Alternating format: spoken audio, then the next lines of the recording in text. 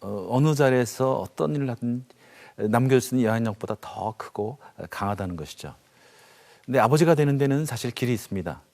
남자로 태어나서 남자다운 남자가 되고 그리고 결혼해서 남편이 되고 아버지가 되는 것이죠. 그렇다면 거꾸로 얘기하면 존경받는 아버지가 되기 위해서는 존경받는 남편이 되어야 한다는 것입니다. 그리고 또 존경받는 남편, 존경받는 아버지가 되기 위해서는 남자다운 남자가 되어야 한다는 것이죠. 사실 우리는 남자다운 남자에 대한 많은 그런 오해들이 있습니다. 강하고 또 힘이 넘치고 권력이 있어야 하고 돈이 있어야 하고. 그러나 정말 남자다운 남자는 그런 왕 같은 리더십이 있는 남자, 그리고 전사와 같이 외부에서 적이 쳐들면 맞아 싸울 수 있는, 가족을 보호하는 그런 아주 위대한 전사로서의 남자. 또 세 번째는 자기 삶이나 또 배운 지식으로 가르치는 그런 스승과 같은 그런 그 남자다운 남자. 그리고 친구같이 어려움이나 또 슬플 때나 힘들 때 꼭 함께 해주는, 약속을 지키는 그런 남자들이 사실 남자다운 남자죠. 그래서 우리 아버지께서는 이 남자다운 남자의 그 네 가지 요소를 왕, 전사, 스승, 친구 그 모습을 지녀야 한다고 그렇게 강조를 하고 있습니다. 사실 옛날 아버지들은 왕 같은 모습만 있었죠. 그래서 매우 강했죠.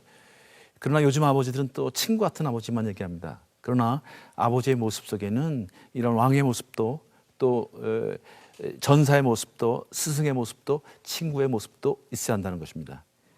그러나 가장 중요한 것은 존경받는 아버지가 되기 위해서는 존경받는 남편이 되어야 한다는 것.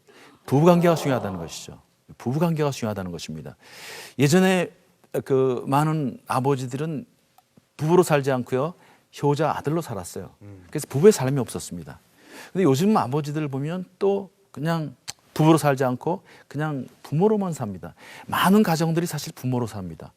그럼 부부로 살아야 여러분들이 나중에 여러분 자녀들이 여러분 곁을 떠날 때 여러분들이 행복해집니다. 여러분 자녀들이 여러분 곁을 떠나지도 못할 뿐만 아니라 또 여러분이 여러분 자녀들을 떠나보내질 못합니다.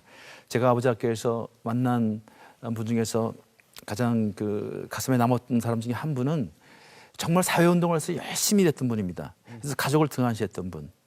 그런데 그분이 아버지 학교라고 해서 가족품으로 돌아갔어요. 그래서 가족을 열심히 챙기고 그러는데 어느 날 그 딸이 30대 중반의 딸이 결혼을 하면서 그 편지를 써놓고 가는데 그 편지에 이렇게 되어 있더랍니다. 아버지 고맙습니다. 내가 결혼할 수 있게 해주셔서. 내가 그동안 결혼을 못했던 이유는 엄마를 혼자 놓고 떠날 수가 없었어. 그런데 아빠가 아버지 학교하고 난 다음에 이렇게 변화된 모습을 보고 그렇게 어머니한테 잘하는 모습을 보고 이제는 내가 떠날 수 있어서 떠납니다. 그래서 아버지 고맙습니다. 엄마 잘 부탁해요. 그런 글을 써놓고 시집을 간 거예요.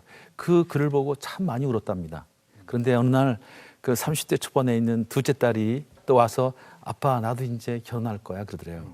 그래서 넌 또 웬일이냐 그랬더니 이제 언니도 갔고 이젠 내가 엄마 옆에 없어도 엄마가 행복할 것 같아서 내가 이제 떠나겠다는 거예요. 여러분 이게 상당히 중요한 이야기입니다. 부부로 살아야만 아이들이 마음 놓고 떠날 수 있어요. 부부로 살아야만 떠난 후에 삶이 행복해진다는 것이죠. 요즘에 황혼이혼이 신혼이혼을 앞섰다는 얘기했습니다. 황혼이혼의 특징은 뭐예요? 부부로 살지 않은 사람들이, 부모로만 살았던 사람들이 아이들이 떠나고 나면 어떻게 살지를 모른다는 거예요. 그래서 일어나는 이혼이 사실은 황혼 이혼입니다. 그래서 오늘은 이 부부관계를 어떻게 할 것인가 그 부분에 대해서 좀 집중적으로 말씀을 드리고 싶습니다. 특히 남자들은요, 이 존경을 받고 싶어하는 욕구가 있다는 사실을 꼭 아셔야 합니다. 그리고 아내들은 사랑을 받고 싶어합니다. 이것이 현대 심리학자들이 다 동의하는 내용입니다. 많은 사람들한테 여성들하고 남성을 나눠서 이렇게 실험을 해보니까 테스트를 해봤어요. 두 가지 질문했는데 여기 인정받지 못해서 무시당하는 그룹이 하나 있고 사랑받지 못해서 매우 외롭게 사는 그룹이 있다는 거예요. 이 두 개의 그룹이 있는데 여자분들한테 당신들이 꼭 두 개의 그룹 중에서 하나를 택해야 되려면 어디를 택하겠냐 그렇게 질문했더니요. 이 80%의 여성들이요. 나는 인정받지 못해서 그냥 무시당하면서 사는 그룹에 속하면 살겠다 이렇게 대답을 했다는 거예요. 그게 무슨 얘기예요? 사랑받지 못해서 외롭게는 못 살겠다는 거예요. 여자분들은요. 차라리 그냥 무시당하면서는 살 수 있지만